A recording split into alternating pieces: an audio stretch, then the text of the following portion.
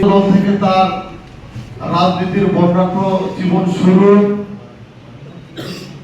সাবেক এমপি, সাবেক মন্ত্রী, আমাদের প্রিয় নেতা অ্যাডভোকেট রুহুল কুদ্দুস তালুকদার দুলু সাহেবকে আমরা নাটোর সদর এবং নরডাঙ্গা আসনে আমরা বিপুল ভোটে বিজয় করার লক্ষ্যে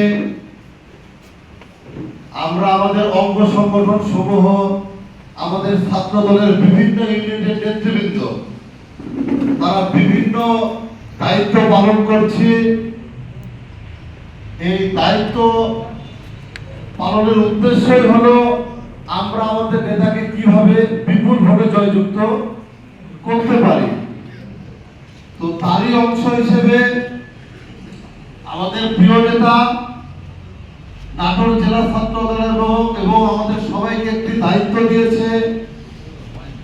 সেটি শুনতে হয়তো আমি ইতিমধ্যে আমাদের প্রধান অতিথি নির্বাচনের সময় আমাদের সবাই অনেক কাজ আছে, সমস্ত কাজ ফেলে রেখে আমরা মিটিংয়ে এসেছি।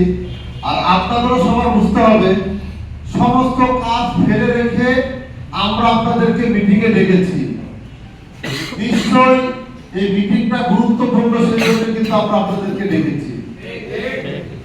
তো এই মিটিংয়ে উপস্থিত আছেন রাজপথের সহযোদ্ধা পরীক্ষিত নেতা নাটোর জেলা ছাত্র দলের সাধারণ সম্পাদক মারুফ ইসলাম সৃজন, উপস্থিত সাংগঠনিক সম্পাদক হাসান শরীফ চমক, উপস্থিত আছেন পৌর ছাত্র দলের দিকে যাচ্ছে এটা শুনবে এবং তাদের জন্য আমাদের প্রিয় নেতা অ্যাডভোকেট রুহুল কুদ্দুস তালুকদার দুলু সাহেবের একটু ডিফারেন্ট আইডিয়া আছে তাদের জন্য।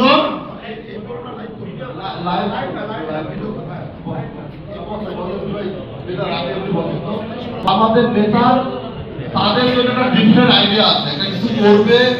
তাদের কাছ থেকে রিটায়ার্ড অফিসার ছিল তাদের নিয়ে হয়েছে, পেশাজীবী নিয়ে হয়েছে, ছাত্র নিয়ে হয়েছে, যুব নিয়ে হয়েছে, মহিলা দল, মহিলা সংগঠন, সব শ্রেণী পেশার মানুষকে নিয়ে কিন্তু আমাদের প্রিয় নেতা রুহুল কুদ্দুস তালুকদার দুলু সাহেব কিন্তু মিটিং, সভা সমাবেশ করছে, মানে করে আসছে।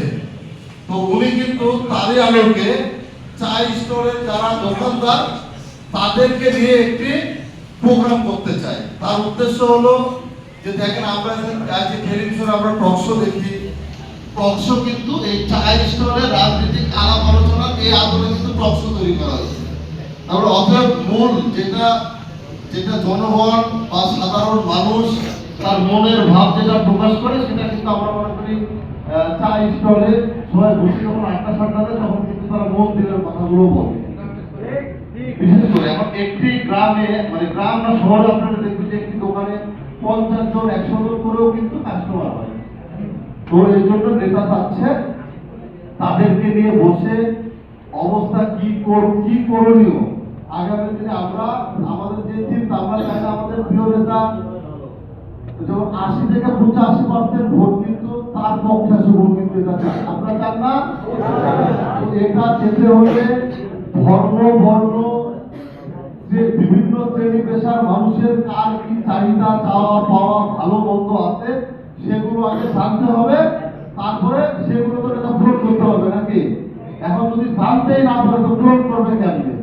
তো মূলত এই বিষয়গুলোর কারণে নেতা চাচ্ছে যে চা স্টলের দোকানদারকে নিয়ে উনি একটা সমাবেশ করবে। এখন একটা সমাবেশ বা নির্বাচনী প্রচারণা, উঠান বৈঠক বা যেটাই আমরা নাম দিই, এটি করতে গেলে 500-700 মিনিমাম বা 1000 না হলে কি ওই প্রোগ্রামটা কি মানুষই হয়?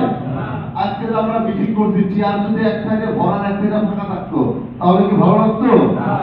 সবাই উপস্থিত আছে, চেয়ারগুলো পরিপূর্ণ দেখতেও কিন্তু ভালো লাগছে। তো এরকম একটি প্রোগ্রাম করতে হলে আমাদের কিন্তু বেশ কিছু ছাত্র দলের সাথে সম্পর্কটা এরকমই, নেতা ভরসা পেয়েছে। এর আগেও 2-3 জনের সঙ্গে বা 2-3টি সংগঠনের সঙ্গে উনি আলাপ করেছেন, কিন্তু তারা ব্যাপারটা কঠিন বা বিভিন্ন অজুহাত দেখে তারা কিন্তু এটা মাথায় তারা দায়িত্ব নেয় নাই। তো নেতা মনে করেছে যে ছাত্র দলকে যদি আমরা এই দায়িত্ব দিই তারা পারবে, আমরা পারবো না ইনশাআল্লাহ।